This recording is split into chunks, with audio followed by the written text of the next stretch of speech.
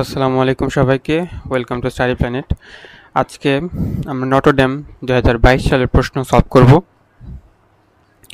So 22 সালের প্রথমেই আমরা বাংলা এবং ইংলিশ প্রশ্ন পাই, তবে আমরা শুরু করব হচ্ছে আমাদের ফিজিক্স কোয়েশ্চেন দিয়ে। তো এখানে প্রথম প্রশ্নটা আছে যে 800 জুল তড়িৎ শক্তি ব্যবহার করে কোনো যন্ত্রের সাহায্যে 50 নিউটন ওজনের বস্তুকে 10 মিটার উচ্চতায় তোলা হলে কর্মদক্ষতা কত? সো আগে আমাদের যে নিউটনে দেওয়া আছে এটাকে আমাদের হচ্ছে এম এ পরিণত করতে হবে। So 50 is equal to M G. So M ভর বের করা লাগবে, এম ইজ ইকুয়াল টু আমরা বের করতে পারি হচ্ছে 50 বাই 9.8, তাহলে ভাব হচ্ছে 5.102, এটা হচ্ছে কেজি। তাহলে বলছে যে এটাকে আমার যদি 10 মিটার উচ্চতায় তোলা হয়,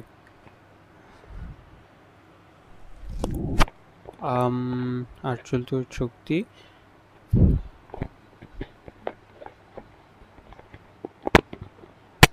সো এমজিএইচ। আচ্ছা আমি একটা বোকামি করছি মেনলি। এখানে আমাদের এমজি দেওয়াই আছে, আমরা জাস্ট এখানে এমজিএইচ বসিয়ে করতে পারি। আমি যেটা করছি সেটা হচ্ছে যে আমি আলাদা করে আবার এম বের করতে গেছি। So MGH is equal two হচ্ছে তো কত, 50 ইন্টু 10 500, তাহলে বের করো 500 বাই 800 ইন্টু 100।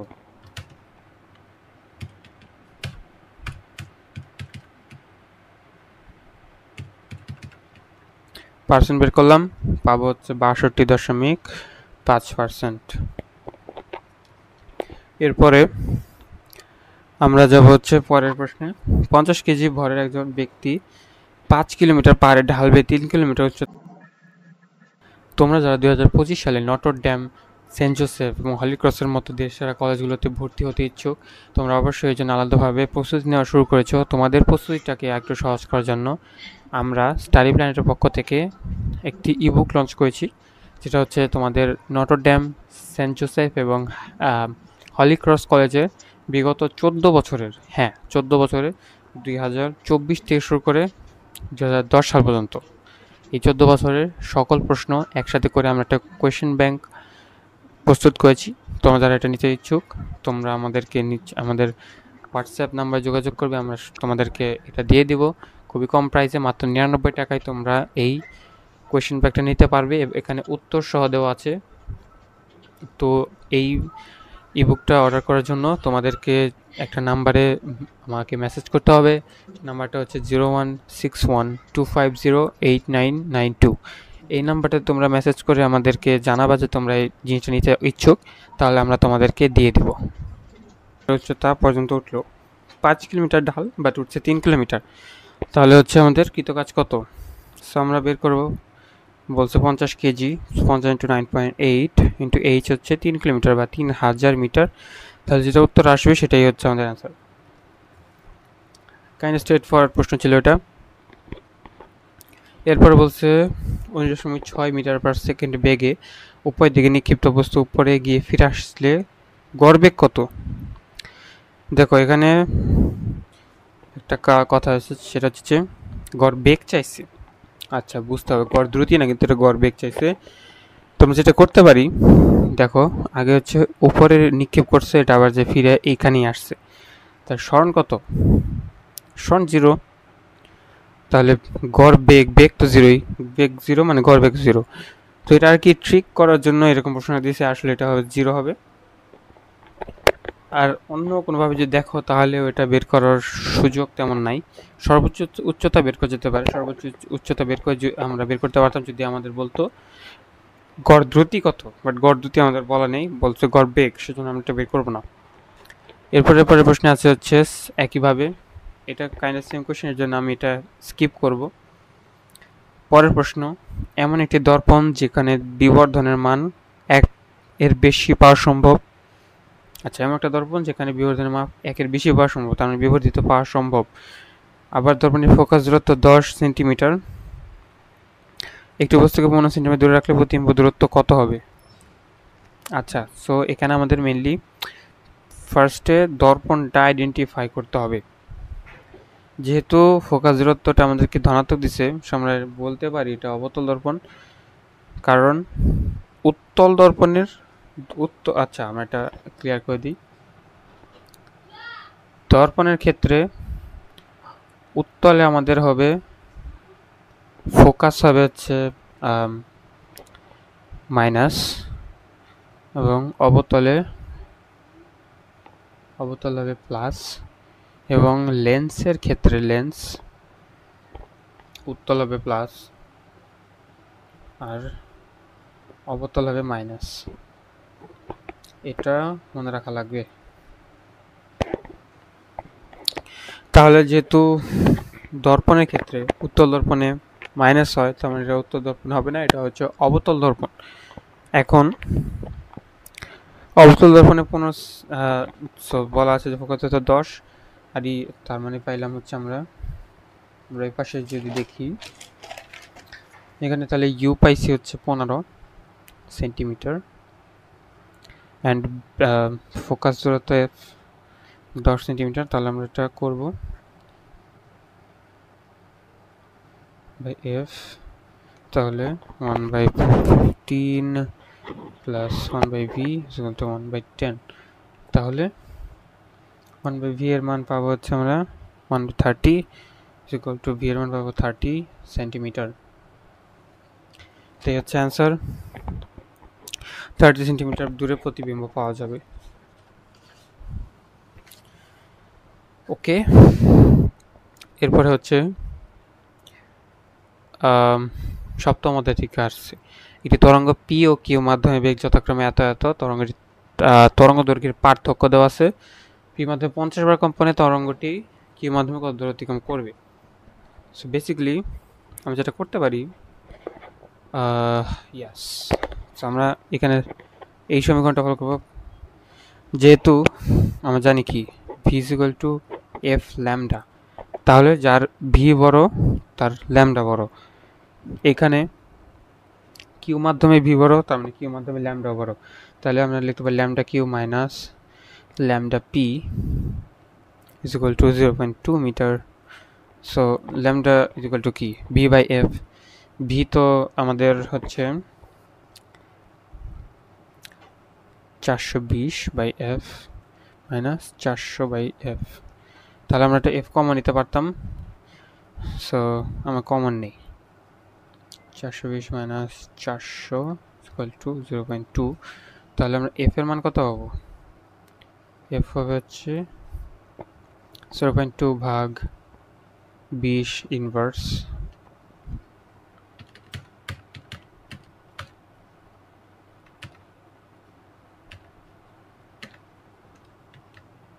তো পাবো হচ্ছে আমরা 100।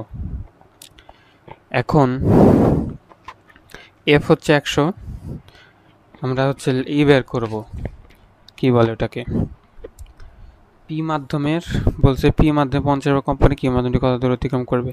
পি মাধ্যমে 50 বার কম্পনে তরঙ্গটি কিউ মাধ্যমে কত দূর অতিক্রম করবে। ওয়েট, আচ্ছা, সো এখানে আমরা যেটা বুঝতে হবে সেটা হচ্ছে যে আমাদের মেইনলি যেটা চাইছে সেটা হচ্ছে যে কিউ মাধ্যমে কত দূর অতিক্রম করবে 50 বার কম্পনে, বাট পি মাধ্যমে 50 বার কম্পনে তরঙ্গটি কিউ মাধ্যমে কত দূর অতিক্রম করবে এরকমটা হওয়া সম্ভব না। কারণ যদি পি মাধ্যমেই থাকে তাহলে পি মাধ্যমে 50 বার যতটুকু অতিক্রম করবে কিউ মাধ্যমে তার থেকে ভিন্ন হবে, কারণ ল্যামডার মান ভিন্ন। সো আমরা কিউটা বের করবো। কিউ এ 50 বার কম্পনে যেটা হবে সেটা হচ্ছে যে 50 ইন্টু ল্যামডা। কিউ মাধ্যমে ল্যামডার মান কত, এটা তো বের করি নাই। Lambda is equal to V by F, তার মানে হচ্ছে ভি 420 বাই 100, 4.2। তাহলে আমরা পাবো হচ্ছে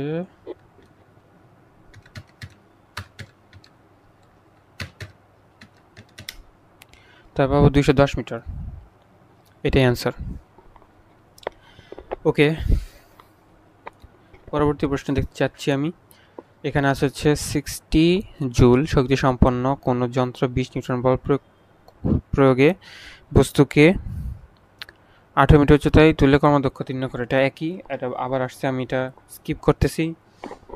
স্ক্রু গজের দৈর্ঘ্য 7.8 মিলিমিটার, পিচ এবং লোকেশন দেওয়া আছে। বৃত্তাকার স্ক্রু গজ কতবার পূর্ণ ঘূর্ণন সম্পন্ন করেছে? ওকে। তাহলে আমরা যেটা করতে পারি সেটা হচ্ছে যে পিচ মানে কি একটা ক্ষুদ্রতম ইয়ার মান। সো আমরা যদি এটা কতবার ঘুরছে এটা বের করতে চাই তাহলে আমাদেরকে আগে বের করতে হবে একবার ঘোরার মিনিংটা কি। সো একবার ঘুরলে যেটা হয় আর কি, স্ক্রু গজে রৈখিক স্কেল বরাবর একবার ঘুরাইলে বৃত্তাকার স্কেল একবার ঘোরালে রৈখিক স্কেল যতটুকু অতিক্রম করে সেটা হচ্ছে যে পিচ। তার মানে রৈখিক স্কেল কতটুকু অতিক্রম করছে? 0.5 মিলিমিটার। এবার লঘিষ্ঠ কোণ মানে প্রত্যেক ঘূর্ণনে আমাদের অতিক্রান্ত দূরত্বটা কত? পিচ 0.5 মিলিমিটার পাইছি, বাট এটা একবার ঘুরাইলে আমরা কতটুকু দ্রুত অতিক্রম করতে পারতেছি আর এটা আমাদেরকে বের করতে হবে। সেই জন্য এটা আমরা 0.1 দিয়ে গুণ করবো। মিলিমিটার আছে, তো এটা যেটা পাবো আমরা সেটা হচ্ছে যে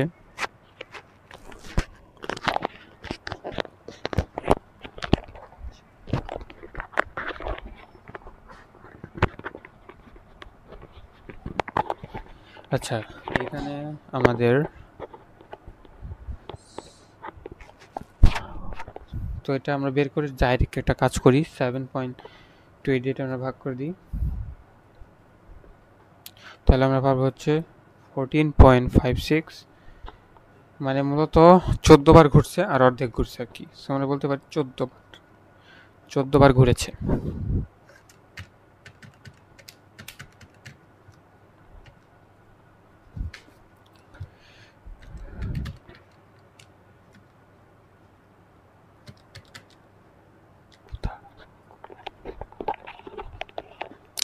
পরবর্তী প্রশ্নে যাই আমরা। তো এখানে হচ্ছে আছে ঢাকা থেকে কক্সবাজার দূরত্ব 400 কিলোমিটার। প্রথমে একজন 20 মিটার পার সেকেন্ড বেগে যায় এবং 8 মিটার পার সেকেন্ড বেগে ফিরে আসে, তার গড় বেগ কত? ঢাকা থেকে কক্সবাজার 400 কিলোমিটার, প্রথমে একজন 20 মিটার পার সেকেন্ড বেগে যায় এবং 8 মিটার পার সেকেন্ড বেগে ফিরে আসে। গড় বেগের জন্য আমাদের আগে বেগ তো থাকা লাগবে। এখানে স্মরণ শূন্য হবে কারণ গিয়ে আবার ফিরে আসছে, তার মানে বেগও শূন্য, গড় বেগও শূন্য। আচ্ছা এবার কেমিস্ট্রি প্রশ্নে আমরা ঢুকি। জিঙ্ক কার্বনেট কি? জিঙ্ক কার্বনেট হচ্ছে আমাদের ক্যালামাইন, এটা হচ্ছে জিঙ্কের আকরিক। ফেরিক ফসফেটের সংকেত কি? Ferric phosphate. সো ফসফেট হচ্ছে এইটা PO4 এবং ফেরিক হচ্ছে এটা হচ্ছে -3, Fe হচ্ছে +3। ওকে, তার মানে এটাই হবে FePO4, এটা হচ্ছে ফেরিক অক্সাইড, ফেরিক ফসফেট আর কি, ফেরিক ফসফেট। ওকে, C12H22O11 প্লাস H2SO4, তার মানে চিনি প্লাস হচ্ছে আমাদের সালফিউরিক অ্যাসিড, এটা হচ্ছে নিরোধন বিক্রিয়া, এটা বই আছে। তো এটা যেটা হবে আর কি H22O11 প্লাস H2SO4 বিক্রিয়া করলে আমার যেটা হবে সেটা হচ্ছে যে আমাদের নিরোধন হবে, আগে পানিটা বের হয়ে যাবে। কতটুকু পানি বের হবে? সব পানি বের হবে। কতটুকু আছে এখানে? এখানে দেখতে পাচ্ছি যে হাইড্রোজেন এখানে 2টা আছে, এখানে 22টা আছে, তার মানে 24টা। সমতা করার জন্য 12 দেবো, 12 × 24। অক্সিজেন কয়টা আছে? 11 আর 4টা, তার মানে 11। আমরা যদি এখানে 12 কার্বন হয় তাহলে আমাদের এখানে আর 3টা থাকবে। এই 3টা কোথায় যাবে? এই 3টা হচ্ছে আমাদের ইয়াতে চলে আসবে, H2SO4 এর এইখানে আবার চলে আসবে। আচ্ছা মেইনলি এখানে কয়টা আছে? H2O11, H2O11। ওকে, এখানে H2SO4 4টা, 15টা আছে মোট। তার মধ্যে এখানে 12 চলে গেল, 3টা থাকবে। তাহলে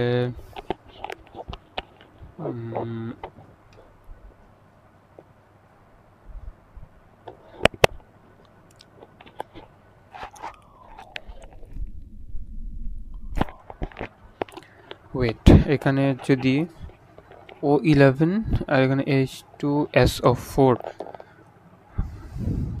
14টা আছে, সরি না 15টা আছে, তাহলে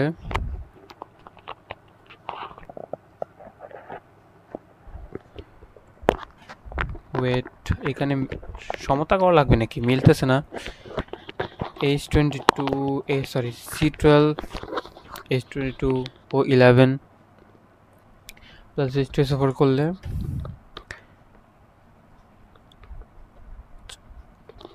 আচ্ছা এখানে একটা ভুল হয়েছে মেইনলি, এখানে এইভাবে হবে না, এখানে H2O হবে, বাট এখানে আমাদের 11 অণু হবে। সো 11 দুগুণে 22টা হাইড্রোজেন, তারপর 11টা অক্সিজেন, আর এখানে H2O থাকবে, সরি H2O না H2SO4 থাকবে, আর এই 12 কার্বন হচ্ছে হয়ে যাবে, মানে জিনিসটা নিয়োজন হয়ে যাবে, চিনি নিয়োজন হয়ে যাবে, বাট জিনিস যেগুলো আছে এগুলো এভাবেই থাকবে, পানি অপসারিত হবে, নিয়োজন হবে। ওকে, এরপরে প্রশ্ন হচ্ছে পর্যায় সারণীর প্রথম ধাতু কোনটি? প্রথম ধাতু বলছে হাইড্রোজেন গ্রুপ একে থাকলে ওটা কিন্তু ধাতু না, তো হাইড্রোজেন, হিলিয়াম, লিথিয়ামটা হচ্ছে গ্রুপ একে এবং দ্বিতীয় পর্যায়, তার মানে এটা হচ্ছে আমাদের প্রথম ধাতু হবে পর্যায় সারণীতে। মানুষের ব্যবহৃত প্রথম ধাতু কি? এটা খুব সম্ভবত গোল্ড হবে, বইয়ে দেওয়া আছে আই গেস গোল্ড, তা ওটা একটু চেক করা লাগবে, আই থিঙ্ক গোল্ড হবে। তো সোডিয়াম, পরের প্রশ্নে sodium hydroxide plus HCl NaCl H2O কী ধরনের বিক্রিয়া? একদম সহজ, অ্যাসিড এবং ক্ষারের বিক্রিয়া, তার মানে এটা হচ্ছে আমাদের প্রশমন বিক্রিয়া। এরপরে 4D 5P এবং 6S এর মধ্যে কোনটি সবচেয়ে বড়?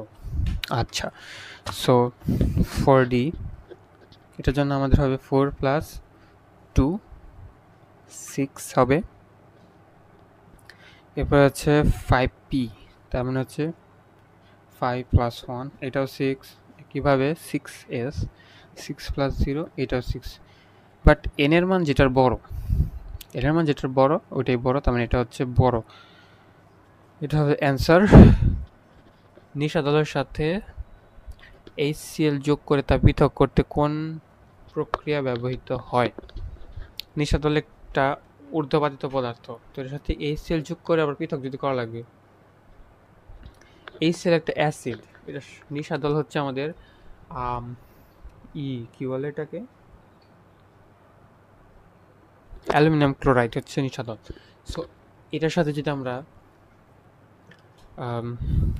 HCl যোগ করি, এটা পৃথক করার জন্য আমরা তাপ দেব, তাপ দিলে নিশাদলটা ঊর্ধ্বপাতিত হয়ে যাবে, তাহলে আমাদের HClটা থাকবে, তাহলে আমরা পৃথক করতে পারবো। এরপরে আমাদের কেমিস্ট্রি কোয়েশ্চেন এখানে শেষ, এবং বায়োলজি কয়টা প্রশ্ন আছে এগুলো আমরা এখন সলভ করব। তো প্রথম প্রশ্ন আছে যে রিল্যাক্সিন কোন গ্রন্থি থেকে ক্ষরিত হয়? রিল্যাক্সিন এটা হচ্ছে মেইনলি বইয়ে দেওয়া নাই রিল্যাক্সিন, বাট যেহেতু একটা হরমোন সেহেতু এটা হচ্ছে অন্তঃক্ষরা গ্রন্থি থেকে নিঃসৃত হবে, এখানে উত্তরটা দেওয়া আছে অন্তঃক্ষরা গ্রন্থি। কোন খনিজ পদার্থের অভাবে উদ্ভিদের পাতা হালকা হলুদ ও কাণ্ড মরে যায়? হলুদ হইলে এখানে অনেকগুলা আছে, হলুদ হইলে আমাদের সালফার হয়, ফসফরাস হয়, তবে আর ম্যাগনেসিয়ামও হয়, ওকে, বাট কাণ্ড মরে যায়, পাতা হলুদ এবং কাণ্ড মারা যায়, এটা বলা থাকলে আমাদের হচ্ছে ফসফরাস হবে, এটা বইয়ে দেওয়া আছে। তো এরপর বলা হয়েছে যে ভাজক কলা দ্বারা কোন পরাগধানী গঠিত হয়? তো এটার অ্যান্সার হবে হচ্ছে অপরিণত পরাগধানী ভাজক কলা দ্বারা গঠিত হয়। প্রাকৃতিক বিজ্ঞানের সবচেয়ে প্রাচীন শাখার নাম কি? প্রাকৃতিক বিজ্ঞানের প্রাচীন শাখার নাম জীববিজ্ঞান, যদিও পদার্থ বই দেওয়া আছে যে এটা হবে হচ্ছে পদার্থবিজ্ঞান, বাট ওই তো আর কি, জীববিজ্ঞান যেহেতু অ্যান্সার করতেছি সেহেতু এটা জীববিজ্ঞানই দিতে হবে। এরপর বলছে যে প্রাকৃতিক বিজ্ঞানের সবচেয়ে ওটা তো গেল। চীনাবাদাম কোন ধরনের আমিষ? তো চীনাবাদাম হবে হচ্ছে চীনাবাদাম উদ্ভিজ্জ আমিষ হবে, কারণ হ্যাঁ এটা উদ্ভিদ, সেজন্য একটু উদ্ভিজ্জ আমিষ হবে। সংকোচক প্রসারণশীল পেশি ভ্রূণের কোথা থেকে উৎপন্ন হয়? এটা হচ্ছে আমাদের দ্বিতীয় অধ্যায়ের পেশির আলোচনা যেখানে করা হচ্ছে সেখানে আছে, ভ্রূণের মেসোডার্ম পর্যায় থেকে এটা শুরু হয়। পরের প্রশ্ন, নতুন প্রজাতির নামকরণের ক্ষেত্রে কি করতে হয়? নতুন প্রজাতির নামকরণের ক্ষেত্রে দ্বিপদ নামকরণ আর কি পদ্ধতি অনুসরণ করতে হয়, শ্রেণী বিন্যাস করতে হয় আর কি। শ্রেণী বিন্যাস তো করা লাগবেই, না হলে করা যাবে না। সো উত্তর হবে শ্রেণী বিন্যাস করতে হয়, এরপর দ্বিপদ নামকরণ করতে হয়। একটি জীবের বৈজ্ঞানিক নাম কি রকমের হতে পারে? ওই যে বললাম দ্বিপদ নামকরণ আর কি। কোন প্রক্রিয়ায় ডিএনএ নমুনা থেকে আলাদা করা হয়? এটা হচ্ছে ডিএনএ নমুনা থেকে আলাদা করা হয়। এটা হচ্ছে আই গেস ডিএনএ নমুনা, কোন প্রক্রিয়ায় ডিএনএ নমুনা থেকে আলাদা করা হয়? এটা হচ্ছে ওই যে পলিঅ্যাক্রিলামাইড জেল দিয়ে অ্যাগারোজ বা ওই যে ইলেকট্রোফোরেসিস প্রক্রিয়া, ওইটা আর কি। এই প্রক্রিয়ায় আমাদের ইয়াটাকে আলাদা করা হয়।